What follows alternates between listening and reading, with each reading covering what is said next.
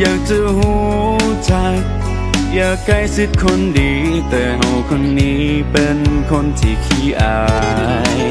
พบกันเธอเดียวแต่เฮาก็หลงหา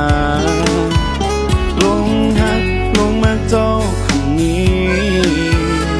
เมื่อเจ้ายิ้มให้หัวใจมันเป็นที่รู้สึกตอนนี้หัวใจมันสับสนเจอคนน่ารักใจเต้นแรงหน้าแดงพอคอยนั้นอายบอกกล้าเข้าไปทักทายมันอายเมื่อเห็นคนน่ารัก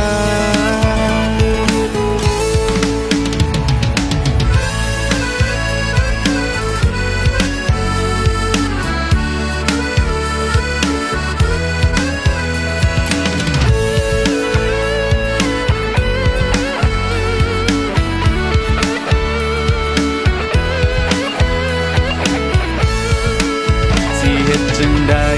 ให้เฮาได้ใกล้สิพอถึงชีวิตบ่เคยมีภัยเธอเข้ามาเป็นเจ้าก็คงโชคดีขอบใจเทวดาที่สวยนำพาให้เฮาได้มาพบกัน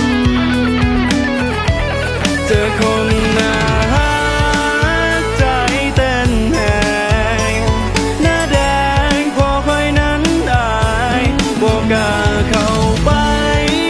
ทักทายมันอายเมื่อเห็นคนน่ารักผมบอกว่าเจ้านั้นน่าหักกลัวภัยเวลาที่เจ้ายังไก่มันเน้นใจมันละลายถึงคอยจะขี้อายแต่ก็หักเจ้าหมดใจหน้าตาอาจบ่ดีแต่มีดีอยู่ที่ใจให้เจ้าหูเอาไว้คอยคนนี้หักเจ้าหลายตั้งแต่เมื่อแรกที่เฮาได้พ่อหน้ากันเจ้าน่ะคนน่ะหักคอยนั้นจนหลงมักอยากจะเข้าไปทักแต่ใจมันกล้าบ่กล้าว่าซันเจอคนน่ารักใจเต้นแรง